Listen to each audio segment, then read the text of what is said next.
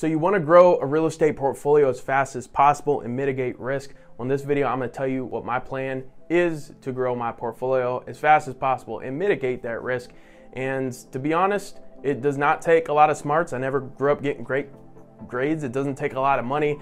I wasn't born into a lot of money, but I was born into a family that was hardworking, middle class, and really instilled me at a young age that you got to earn, you got to work for what you want and where you want to get. So that is definitely a big factor on getting where you want to be. You got to be willing to outwork anybody and making sure you're very intentional with your actions every single day. So in this video, I'm going to tell you my strategy, and this is my own personal strategy. I'm not saying it's the best, but it's my plan, and yeah, we'll get into it. So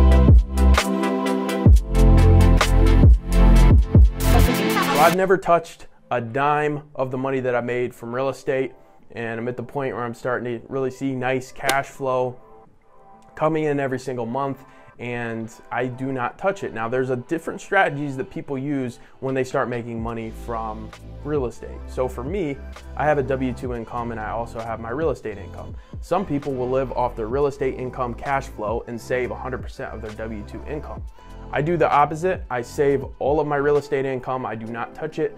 And my W-2 income, I invest that money into crypto and other investments, and then the rest can be for my basic food, water, survival. So I kind of look at it like a simulation game. If you've ever played a simulation game, I was playing a game where I had a lumber factory, right? And we know the prices of lumber, that can be pretty profitable these days. But anyways, you start off and it was very, very slow. And I just kept reinvesting those profits, still very slow, reinvesting profits.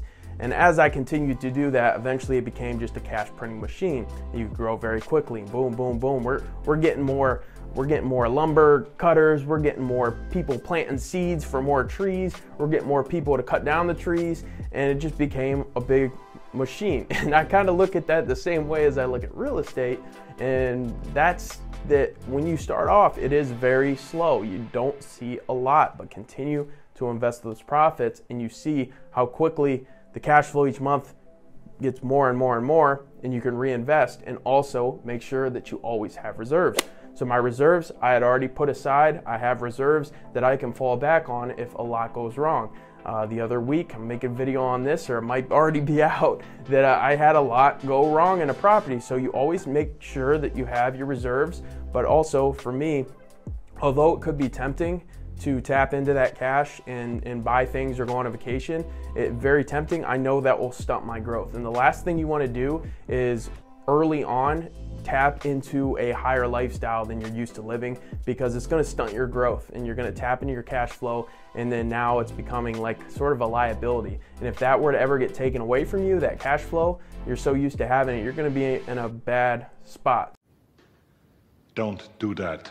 So for me, I'm continuing to let my real estate grow again and again and again, just reinvesting those profits, not touching it, and let that business, the real estate business, fuel itself. And then one day, as I build it up to where I want to be, then I can look at taking income and paying myself.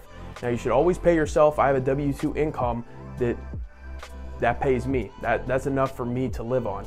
The only time I tap into my business expenses to pay for the place I'm living in, okay? It pays for the mortgage. But to me, it's still my real estate investment. It's still an investment. So I do always live for free. So that helps me save even more of my W-2 income, because I live for free. I live for free. It's like living at my parents' house. It's perfect. It's awesome. That's why I like real estate. It's your number one expense. And as long as you do things, even just if you get one property, you can live for free and have your biggest expense knocked out, so you have more money to save. Wow. So that's why my W-2 income, I can afford to invest that into crypto, index funds, and go crazy however I want with that money. And whatever's left over as just my basic food, living expenses, a little bit of entertainment, which I don't go overboard on that either.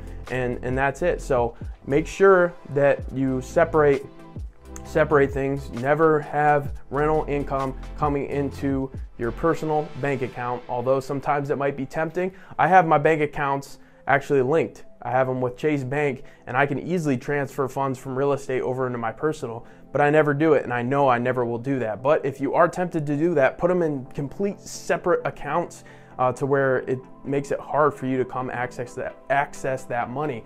That's one way to save money, is make it hard to get to.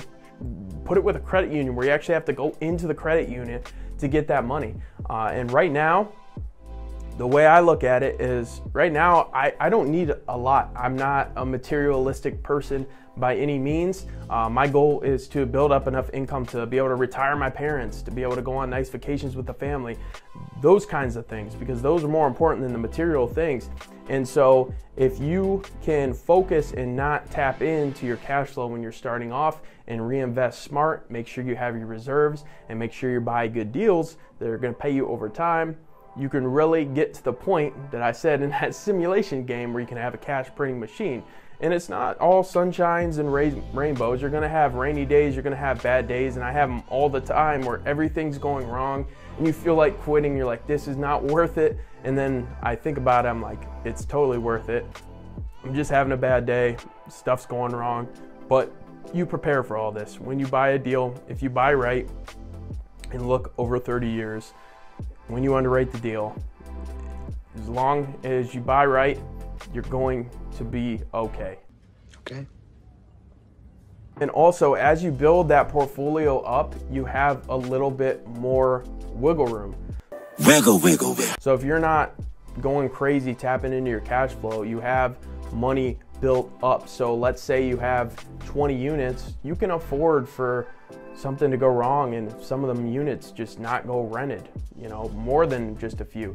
You can afford that because you've got the cash flow to back it up. So I realize how important it is to have that foundation to fall back on to help fuel the whole portfolio, fuel the business, and be in a good spot. But anyways, thank you so much for watching the video. On this channel, we'll follow my journey to building my portfolio and investing. I love it, like to talk about it. Let me know down below if you are a real estate investor, how many units do you have? How many do you want to have if you don't have any at all? And yeah, make sure to smash the like button, smash that subscribe button. And until next time, Evan Dante signing out. Peace.